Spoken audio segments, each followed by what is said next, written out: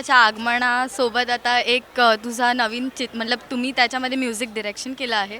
असा एक छान असा मराठी मूव्ही येतो आहे व्हेंटिलेटर. सर ह्या मूव्हीसाठी आणि खास करून आकर्षणाची गोष्ट आहे की प्रेझेन्स बाय प्रियंका चोप्रा लागला आहे त्याला. तर हा खूप मोठा प्रोजेक्ट आपल्या मराठी इंडस्ट्रीसाठी आहे. तर मग कसं वाटतं ह्याच्यासाठी काम करताना? काम केलं आहे, जी सुंदर गाणी बनवली आहेत तुम्ही. मजा येते ॲक्च्युली खूप आम्हाला, कारण जेव्हा ही जर्नी सुरू झाली होती, आमचे जे डिरेक्टर आहेत राजेश मापुसकर, मोठे आहेत फार. फरारी की सवारी फिल्म आधी त्यांनी केलेली आहे. तर जर्नी जेव्हा सुरू झाली तेव्हा आम्हाला आयडिया पण नव्हती की ही फिल्म प्रियंका चोप्रा करतील का कोण करतील.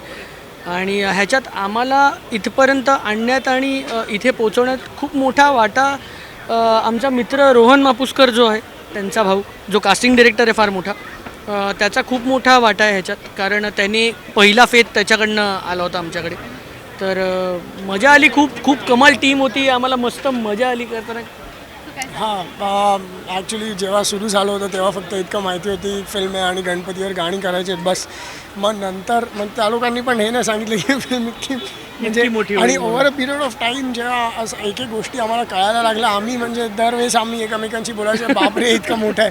तर आता जेव्हा एक वर्षभर ह्या फिल्मचं पूर्ण काम केलं मी, तेव्हा जाऊन ती फिल्म आता आणि काम बाकी आहे बेसिकली. तर आता ती रिलीजला जवळ येणार आहे. तर ती जर्नी खूप छान होती आणि त्या जर्नीमध्ये खूप ग्रॅज्युअली कळलं की ही फिल्म खूप छान, म्हणजे ती मोठी तर आहे ठीक आहे, प्रियंका चोप्रा प्रोड्युसर आहेत आणि राजेश मापुसकर खूप छान डिरेक्टर आहेत.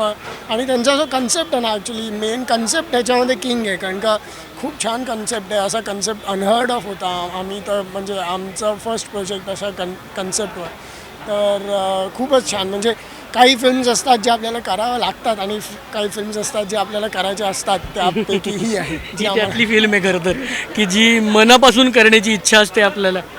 आणि प्रचंड चांगली फिल्म झालेली आहे. खूप मेहनतीने म्हणजे आम्ही पण काम केलं आहे. आणि ऑब्व्हियसली राजेश मापुसकर म्हणजे you cannot beat him, he is a fantastic director. खूप चांगली टीम जुळून आलेली आहे. आत्ता इकडे 2 गाणी लॉन्च झाली आहेत. ह्याच्यात अजून एक गाणं आहे जे एक सरप्राईज पॅकेज आहे. आम्ही होप करतो की ते पण छान होईल आणि लोकांना आवडेल. अच्छा. आणि खूप गणपतीचे सॉंग्स आहेत आता, खूपच आलेले आहेत, म्हणजे जे गणपती सीझन म्हटला की सुरू होतात. तर मग आणि ह्याच्यासाठी टास्क काय होता मोठा, की म्हणजे प्रेक्षकांना कशा प्रकारचं ऐकायला आवडेल आणि मग ते कॉमन होणार नाही का, असं काहीतरी मनामध्ये होतं का? नाही, म्हणूनच आम्ही कसं आहे की गणपतीची कितीही गाणी आली तरी लोकांना प्रिय असतात, त्यात काय वादच नाही. आम्हाला अपॉर्च्युनिटी या फिल्ममध्ये खूप चांगली होती, कारण ह्याच्यामध्ये 2 गणपतीची गाणी होती आणि दोन्ही कॉन्ट्रास्ट आहेत.